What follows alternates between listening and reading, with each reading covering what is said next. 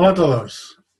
En este vídeo quiero hablaros de por qué la corrección de errores es un error, valga la redundancia. Eh, en primer lugar, quiero explicar por qué la corrección de errores no cumple la función para la que está pensada.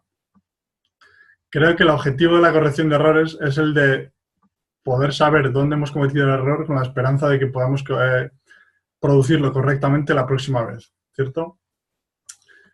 El problema es que estamos hablando de conocimiento consciente y en el discurso de la vida real esto no significa que vayamos a ser capaces de producirlo correctamente. Es decir, el hecho de que nos corrijan un determinado error que hemos cometido no significa que lo vayamos a producir correctamente la próxima vez. Y ahora os voy a poner algunos ejemplos de por qué no se produce. Es decir, la corrección de errores en sí no funciona para cumplir el objetivo para el que está pensada. Ahora os voy a poner un par de ejemplos y después veremos también otros efectos colaterales negativos de la corrección de errores. Veamos un ejemplo primero con el idioma español. Como todos los hispanohablantes sabréis, todos los niños pequeños cuando al principio siempre suelen decir rompido en lugar de roto. ¿Sí? ¿Os habéis fijado? Esto se produce porque a través de la información que ha recibido, a través de otros ejemplos, como comer, comido, morder, mordido, etc., su cerebro o el mecanismo del lenguaje en su cerebro ha desarrollado la regla del participio por sí mismo. Es decir, lo que esto nos dice es que tampoco necesitamos estudiar las reglas gramaticales conscientemente, porque nuestro cerebro va a desarrollar las reglas de forma subconsciente a través de la información comprensible. Pero volviendo al ejemplo, como decía, todos los niños siempre dicen rompido al principio en lugar de roto. Y eso es porque, como he dicho, su cerebro desarrolla la regla del participio a través de otros ejemplos. Y si os fijáis, los padres o los familiares siempre intentan corregir al niño conscientemente diciéndole que se dice roto, pero el niño sigue diciendo rompido durante bastante tiempo. ¿Os habéis fijado? Aquí es así. Entonces, lo que necesita el niño para producir roto correctamente no es que alguien se lo corrija de forma consciente, como creemos, sino escucharlo correctamente en contexto un número determinado de veces. No sabemos cuántas, pero hasta que su cerebro adquiera la forma correcta, de forma subconsciente, y sea capaz de producirla así. Entonces, fijaos bien porque esto pasa mucho. Todos los niños al principio dicen rompido y no dejan de hacerlo hasta que no lo han escuchado correctamente varias veces. El hecho de que se lo corrijas conscientemente no le hace producirlo correctamente la próxima vez. Veamos un nuevo ejemplo ahora. Hay otro ejemplo con el idioma inglés, que es el de una regla que desde el punto de vista consciente es tremendamente sencilla, como es la regla de añadir una S al final de la tercera persona en presente, como de I play, he plays, o I want, he wants, por ejemplo. Esa es una regla que desde el punto de vista consciente es tremendamente sencilla. Es, como he dicho, simplemente añadir una S, o sea, no tiene ninguna dificultad. Pero aún así, seguimos viendo como al estudiar inglés seguimos produciendo errores con esta regla constantemente. Y ¿recordáis cuántas veces hemos oído hablar de esta regla durante nuestra vida académica? ¿Cuántas veces nos han corregido errores relacionados con la misma? ¿Cuántas veces hemos visto gente cometer estos errores? Y sin embargo, el hecho de que nos corrijan ese error conscientemente no ha hecho que lo produzcamos correctamente la próxima vez. Ni siquiera al tratarse de una regla tan sencilla desde el punto de vista consciente. Entonces, de nuevo, lo que hemos necesitado para producirla conscientemente es escucharla de forma correcta, en contexto, un número determinado de veces.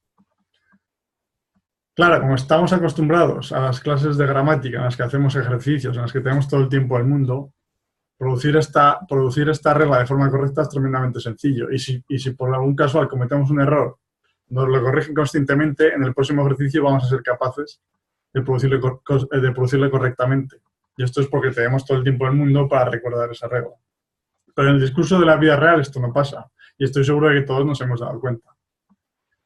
Incluso si os habéis dado cuenta, ¿no os habéis fijado que muchas veces incluso justo después de haber cometido un error, nosotros mismos nos hemos dado cuenta de que lo hemos cometido.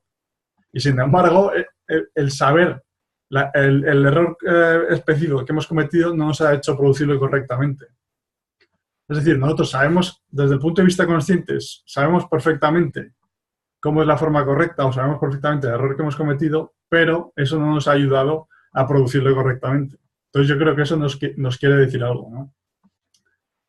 Y creo que hay también más ejemplos de este tipo, e incluso no solo pasa a posteriori, como acabo de decir, sino muchas veces pasa a priori, que justo antes de que vamos a decir algo, es como que el cerebro nos dice o nos para porque está intentando acceder a ese conocimiento consciente de la regla que tenemos. Pero, sin embargo, como sabemos muchas veces y en ocasiones posteriores vamos a producir vamos a cometer ese error otra vez y otra vez.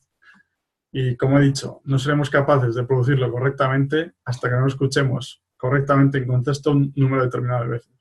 Así que, por favor, olvidaros de la corrección de errores, tanto en vuestro propio discurso como en el de otras personas, el de vuestros alumnos o cualquier persona con la que os encontréis. Y ahora, por último, quiero hablar de algunos efectos colaterales negativos, digamos, que tiene la corrección de errores.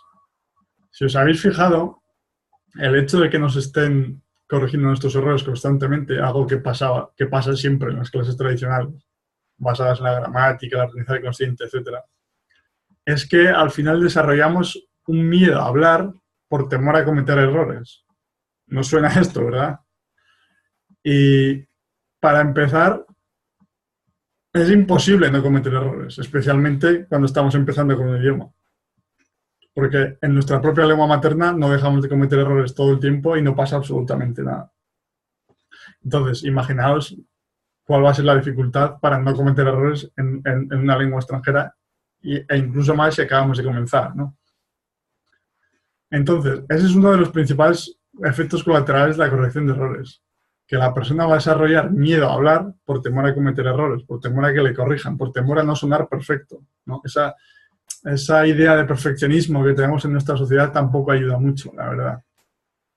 Y entonces tenemos que olvidarnos un poco de querer sonar tan perfectos y centrarnos en lo realmente importante que es el mensaje o la comunicación.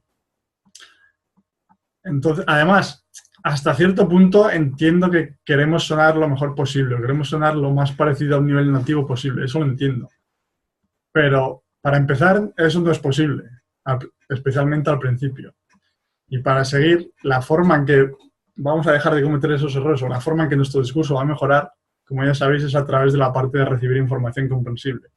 Es decir, a través de escuchar esa frase o palabra o estructura particular correctamente en contexto y no a través de aprenderla conscientemente o de que nos corrijan el error.